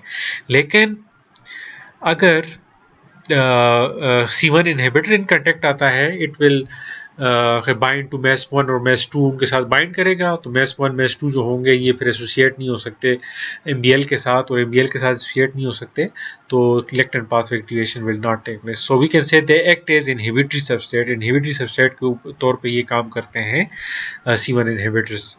सो ये क्या करेंगे कि कॉम्प्लीमेंट एक्टिवेशन को कंट्रोल करेंगे। The other thing is C4 binding protein. C4 binding protein, ये आप नाम से अंदाज़ा लगा दें, ये this is the protein that binds to C4। अब ये वही काम करती है कॉम्प्लीमेंट को कंट्रोल करने के लिए जो काम factor H alternative pathway convertase के साथ करते हैं। फैक्टर एच क्या कर रहा था कि dissociated the C3 convertase of the alternative pathway. C4 binding protein is dissociating the C3 convertase of the classical and lectin pathway. Classical lectin pathway convertases कौन से थे, देवर C4B2A, ठीक है। ये C3 कन्वर्टेज ऑफ क्लासिकल। अब जो alternative के थे वो क्या थे, C3BBB, उसका मैंने बताया किस तरह करता है। तो जो काम फैक्टर H उसके साथ अल्टरनेटिव पाथवे के C3 कन्वर्टेज के साथ करता है, वही काम C4 बाइंडिंग प्रोटीन जो है ये क्लासिकल पाथवे के साथ करती है। और किस तरह करती है, जैसे C4 बाइंडिंग प्रोटीन, तो C4BP जो है, C4 बाइंडिंग प्रोटीन जो है, ये क्या करेगी, C4B के साथ बाइंड करेगी। ये C4B है, ये इससे रिमूव करेगी C2 को, और आके जाके इसके साथ बाइंड कर जाएगी C4BP, इसको कहा जाता है C4 बाइंडिंग प्रोटीन। तो C4 बाइंडिंग प्रोटीन इसके साथ बाइंड होगी, तो this C4B can not bind to C2A, hence it can not form the alternate classical और लेक्टिन पाथवे C3 कन्वर्टेज, जिसने C3 को ब्रेक करना है और ये कैस्केड आगे चलाना है, तो कैस्केड यहाँ पर स्टॉप हो जाएगा, ठीक है। तो एक तो ये काम करता है, नंबर 1 उसी तरह जिस तरह फैक्टर एच अल्टरनेटिव पाथ में कर रहा। This was number 1। और नंबर 2 कौन सा काम किया था कि it acts as the cofactor of the factor I mediated decay. अब फैक्टर आई जो है फैक्टर एच के साथ मिलके C3b को स्मॉलर पार्ट्स में डिसोसिएट कर रहा था। तो यही फैक्टर आई C4bp के साथ मिलके C4b को स्मॉलर पार्ट्स में डिवाइड कर देता है। सेम वे कि दिस इज C4b है हमारे पास, और फैक्टर आई इसके ऊपर एक्ट करे और एज ए को फैक्टर C4bp इसके साथ एक्ट करे। तो हमारे पास क्या बनेगा, इसके स्मॉलर कंपोनेंट्स बनेंगे which is C4c plus C4d। और C4d को अगर फर्दर ब्रेक डाउन कर दें तो एक पार्ट इससे रिमूव हो जाएगा and you will be left behind with C4dg। तो अब C4b जो था इट वाज ह्यूमोलिटिकली एक्टिव फ्रेगमेंट जो कि आगे चला सकता था कॉम्प्लीमेंट सिस्टम को। किस तरह चला सकता था, C2a के साथ बाइंड होके C2k के साथ बाइंड होता तो हमारे पास क्या बन जाता है C4b2a which is C3 convertase. So we can say this is haemolytically active fragment. लेकिन जब इसको फैक्टर आई क्लीव करता है स्मॉलर फ्रेगमेंट में, all these are haemolytically inactive fragment. ये ह्यूमोलिटिकली इनएक्टिव फ्रेगमेंट हैं, ये कॉम्प्लीमेंट सिस्टम को आगे नहीं चला सकते। ठीक है, so this is how C4 binding protein ये अगर एक्ट करेगा तो ये कॉम्प्लीमेंट सिस्टम को कंट्रोल करेगा और आपके बॉडी सेल्स के ऊपर ये होगा, आपके बॉडी सेल्स के पास होगा तो ये कॉम्प्लीमेंट से प्रोटेक्ट करेगा। सो ये हमने एग्जांपल्स की फ्लूइड फेज रेगुलेटर्स की। Now we come towards the surface bound regulators. Surface bound regulators की कुछ एग्जांपल करते हैं। The first one is membrane cofactor protein, MCP भी इसको कहा जाता है, CD46 भी इसको कहा जाता है। और ये क्या करता है, इट सर्व एज को फैक्टर टू फैक्टर आई। उसी तरह जो काम फैक्टर एच और C4b कर रहे थे कि फैक्टर आई के साथ मिलके C3b और C4b को स्मॉलर पार्ट्स में डिवाइड कर रहे थे, ये काम मेम्ब्रेन को फैक्टर। तो remember this is surface bound regulator, not surface round, surface bound regulator. तो सरफेस बाउंड रेगुलेटर्स का क्या है कि ये सरफेस आपके बॉडी के सेल्स के सरफेस के ऊपर मौजूद होंगे। ठीक है, सरफेस के ऊपर मौजूद होंगे, कोई भी C3 कन्वर्टेज पास आएगा तो उसको ये किल करेंगे। तो membrane cofactor protein C3 convertase आएगा, it is present on your own cells, उसके ऊपर मौजूद है। जैसे ही कोई C3 कन्वर्टेज आएगा फैक्टर आई के साथ मिलके C3b को डिसोसिएट कर देंगे स्मॉलर फ्रेगमेंट में, C4b को कर देंगे, हेंस C3 कन्वर्टेजेस जो होंगे दे विल बी डिसोसिएटेड और कॉम्प्लीमेंट पाथवे को ये आगे नहीं चला सकेंगे। इसी तरह भी है प्रोटेक्टिन विच इज CD59। ये क्या करता है, binds to C8 and C9। ये C8 के साथ बाइंड करता है और C9 के साथ बाइंड करता है। और जब इनके साथ बाइंड करता है तो ये क्या करता है कि उनको जो आपका मेम्ब्रेनेटिक कॉम्प्लेक्स बनता है MAC, उसकी जो फॉर्मेशन है उसको ख़त्म कर दें। मतलब ये है कि मेम्ब्रेनेटिक कॉम्प्लेक्स किस तरह बना, C5b आ रहा था, उसके साथ C6 C7 आया और फिर C8 आया, उसने इंटीग्रेट किया और फिर C9 के बहुत सारे मॉलिक्यूल। ये एक प्रोसेस था जो मैंने अभी आपको समझाया था। लेकिन प्रोटेक्टिन जो होगा ये क्या करेगा, C8 और C9 के साथ बाइंड करेगा तो इस प्रोसेस को स्टॉप कर देगा। C9 की पॉलीमराइजेशन नहीं होगी, मेम्ब्रेनेटिक कॉम्प्लेक्स फॉर्मेशन नहीं होगी। तो अगर आपके होस्ट सेल के ऊपर प्रोटेक्टिन मौजूद है तो होस्ट सेल के ऊपर कभी भी मेम्ब्रेनेटिक कॉम्प्लेक्स नहीं बनेगा। आपका सेल जो है उसके ऊपर कभी मेम्ब्रेनेटिक कॉम्प्लेक्स नहीं बनेगा। सो मेम्ब्रेनेटिक कॉम्प्लेक्स हमेशा बनेगा पैथोजन के ऊपर। ठीक है, the third one is decay accelerating factor, DAF इसको कहा जाता है। इट dissociate already form C3 convertase, जो पहले से C3 कन्वर्टेज बने हैं उनको डिसोसिएट कर देता है। ठीक है, उनको ब्रेक डाउन कर देता है। तो ये हमारे पास सरफेस बाउंड रेगुलेटर्स थे जिसमें मेम्ब्रेन को फैक्टर प्रोटीन का फंक्शन उसी तरह था जो फैक्टर एच कर रहा था, जो कि C4b भी कर रहा था। और प्रोटेक्टिन क्या कर रहा था, C8 के साथ बाइंड करके इनहिबिटरी सबस्ट्रेट है, C9 को पॉलीमराइजेशन नहीं काज कर रहा तो मेम्ब्रेनेटिक कॉम्प्लेक्स फॉर्मेशन नहीं हो रही। और डीके एक्सेलरेटिंग फैक्टर क्या कर रहा है, पहले से डिसोसिएट फॉर्म जो C3 कन्वर्टेज अगर बन गए हैं उनको ब्रेक डाउन कर देते हैं। तो ये एक डायग्राम है, इसमें यह है कि नॉर्मल फंक्शन क्या होता है कॉम्प्लीमेंट का और आपके रेगुलेटर्स उसको किस तरह इनहिबिट करते हैं। तो यहाँ पर आप देखें कि C1q है associated with C1r, C1s microbe के ऊपर ये बाउंड है, एंटीबॉडी के थ्रू है। तो ये C1 इनहिबिटर आ गया इन केस ऑफ रेगुलेटर। ये लेफ्ट साइड पे नॉर्मल केस है और राइट साइड पे रेगुलेटर कंट्रोल है। तो C1 इनहिबिटर क्या करेगा कि it will bind to C1r and C1s। अब C1r C1s पहले इसके साथ C1q के साथ बाउंड थे, लेकिन अभी वो डिसोसिएट हो गए। अब डिसोसिएट हो गए डिसोशिएट नहीं हुए, C1 इनहिबिटर के साथ बाइंड हो गए। C1 इनहिबिटर ने एक किस्म का छीन लिया है, तो C1Q बेशक बाइंड हो, चूंकि C1R C1S के साथ एक्टिवेट नहीं है, it can not proceed the complement cascade further. अब C4B C4 और C2 की ब्रेकेज फर्दर नहीं हो सकती और कॉम्प्लीमेंट कैस्केड आगे नहीं चला सकता। तो इसने आपके जो कॉम्प्लीमेंट कैस्केड है उसको स्टॉप कर दिया to protect your own cells. इसी तरह C4B और 2A आपस में मिल के C3 कन्वर्टेज बनाते हैं, और C3 कन्वर्टेज क्या करता है, इट क्लीव्स C3। यहाँ पर देखें C4B और C2A C3 के साथ मिल के ये C3 के ऊपर एक्ट करते हैं, तो उसको ब्रेक करते हैं C3B। C3A रिलीज हो जाता है, C3B is bound on the surface. लेकिन जो आपका डीके एक्सेलरेटिंग फैक्टर है, C4 बाइंडिंग प्रोटीन है और CR1 है, ये क्या करते हैं, C2A को हटा देते हैं, मतलब C4B से। अब यहाँ देखें C4B और C2A पहले बने हुए थे ना, तो डीके एक्सेलरेटिंग फैक्टर आके C4B के साथ बाइंड हो गया, CR1 आके इसके साथ बाइंड हो गया, C4BP आके इसके साथ बाइंड हो गया, ये तीनों इसके साथ बाइंड। तो ये जब बाइंड हो जाएंगे C4B के साथ, तो C2A इसके साथ बाइंड नहीं कर सकता, C2A बाइंड नहीं कर सकता तो C3 कन्वर्टेज नहीं बनेगा, तो ये C3 कन्वर्टेज नहीं बनेगा तो C3 की क्लीवेज नहीं होगी, कॉम्प्लीमेंट पाथवे आगे नहीं चलेगा।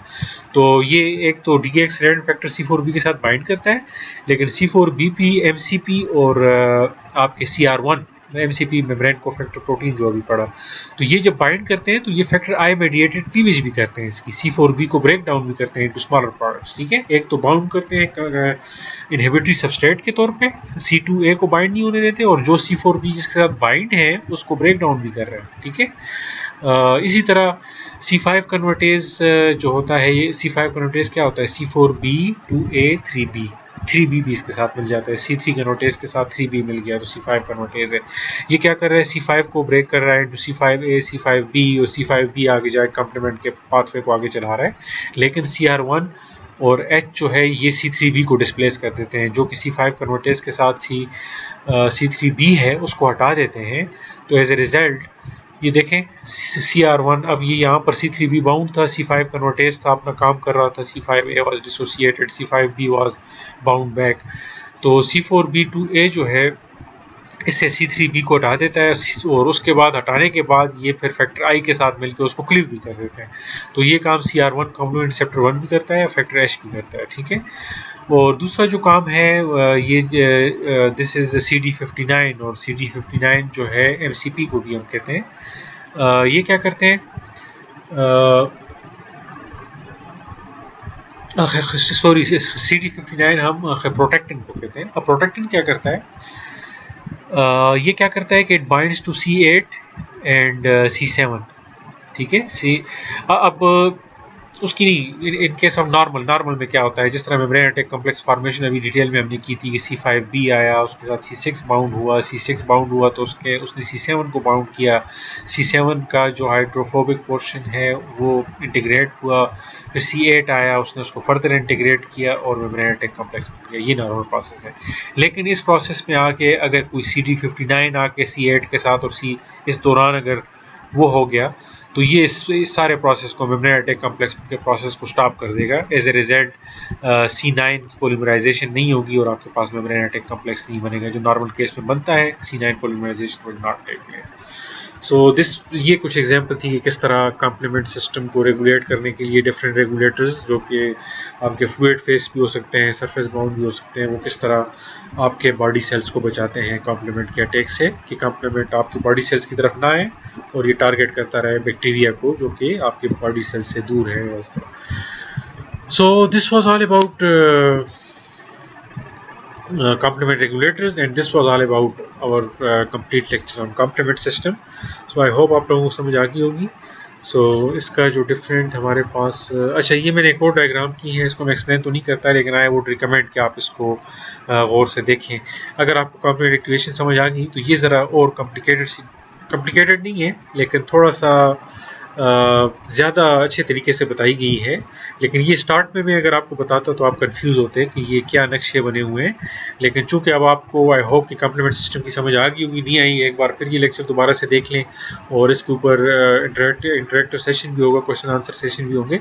तो उसके बाद जब आपको कंप्लीट समझ आ जाए कम्प्लीमेंट सिस्टम की, तो you can have a look at this diagram, और इसके ऊपर आप देखें कि ये C1Q कम्प्लेक्स है, ये MBL लेक्टेंट पाथवे है, और C4 के ऊपर एक्ट कर रहे हैं ये सारे। इसी तरह ये अल्टरनेटिव पाथवे है, और ये टर्मिनल पाथवे है जो कि उसको आगे चला रहे हैं मैग्नेटिक कम्प्लेक्स को। तो इस डायग्राम को आप अपने तौर पर गौर से देख लें, और इससे आपको फर्दर समझ आ जाएगी कि एक जो मैंने एक्सप्लेन कर दिया है पीछे, उसको गौर से देखें।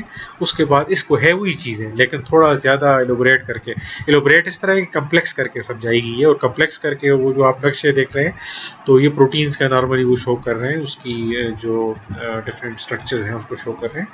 तो उसको आप ज़रा देखें तो आपको ज़्यादा अच्छी समझ आ जाएगी। तो उसको रिपीट करें, इसको समझने की कोशिश करें, है वही है जो मैंने एक्सप्लेन किया। This is kind of assignment for you. So this was all about complement activation, और आई होप आप लोगों को समझ आ गई। If you have any question, इसको और से देखें, लाजमी इसको बार बार देखें, इस वीडियो को जहाँ से समझ ना आए रिवाइंड करके देखें।